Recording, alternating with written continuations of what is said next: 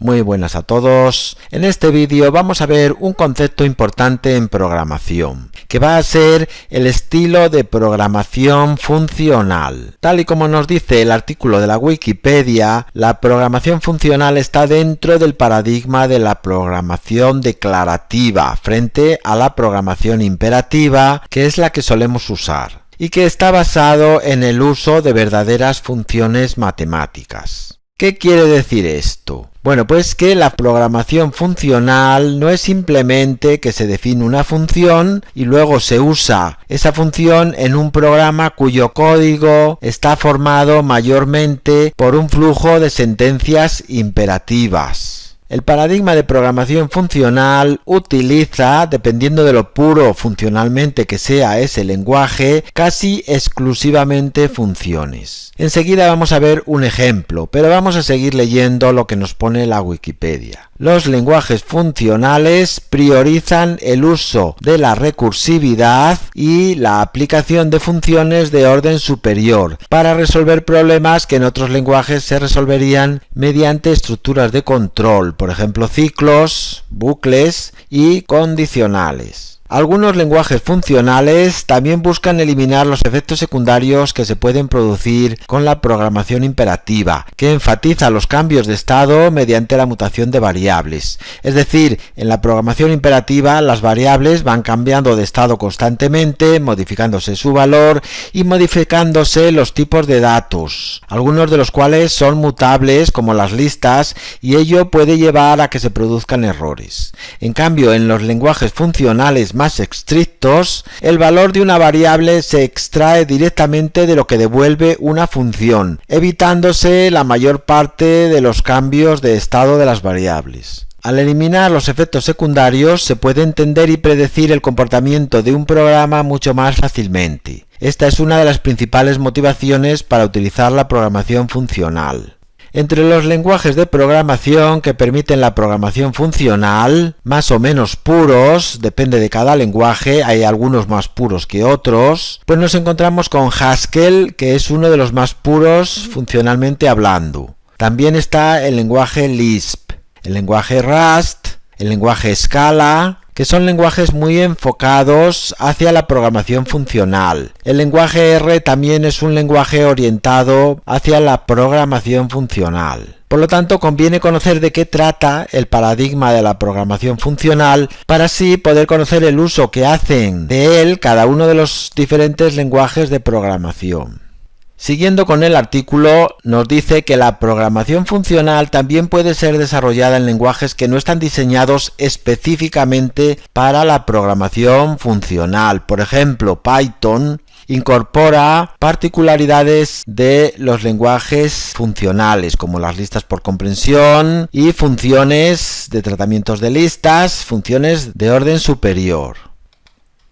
Si bajamos un poco más, nos informa cómo ya en Python 2 se apoyó a las funciones lambda, a las funciones filter, map y reduce, que estaban implementadas en Python. En el desarrollo de Python 3, Guido quiso eliminar estas características, aludiendo que se podía hacer las mismas tareas de otras formas, mucho más pitónicas, digamos, pero luego cambió de opinión, sobre todo por la presión del equipo de desarrollo, que muchos de ellos, utilizando lenguajes como Haskell o Lisp, estaban acostumbrados al uso de estas funciones y no querían que fuesen eliminadas de Python. Por lo tanto, se mantienen estas tres funciones, filter, map y reduce, y simplemente la función reduce ha pasado al módulo fund_tools. Si nos vamos a la versión inglesa del artículo, nos va a mostrar un ejemplo comparando la programación imperativa con la programación funcional. Este ejemplo está en JavaScript, pero lo que vamos a hacer nosotros es traducirlo a Python para ver un poco las características de este estilo, de este paradigma de programación. Por ejemplo, tenemos una lista de datos con números enteros y se trata de hallar la suma del doble de los elementos pares de la lista. Es decir, a los elementos pares, 8, 16 y 24, hay que multiplicarles por 2 y calcular la suma de esos elementos multiplicados por 2.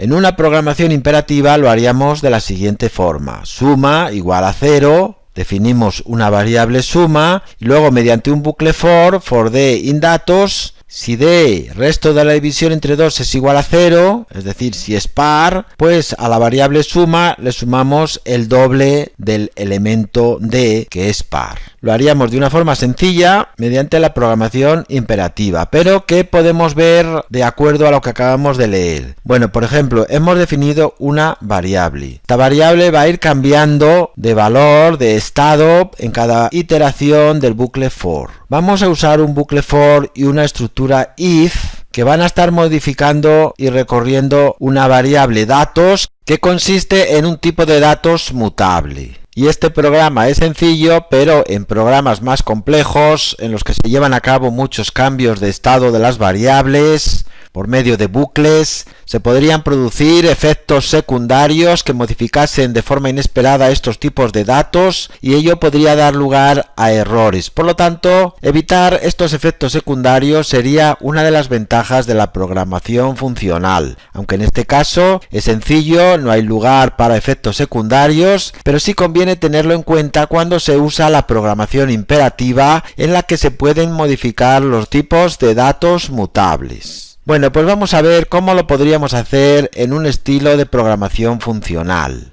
Mediante la programación funcional se utilizan principalmente funciones de rango superior, como van a ser las funciones lambda y funciones como map, filter y reduce. De esta forma podemos asignar a la variable suma una función o varias y ese va a ser el resultado final que se le asigna.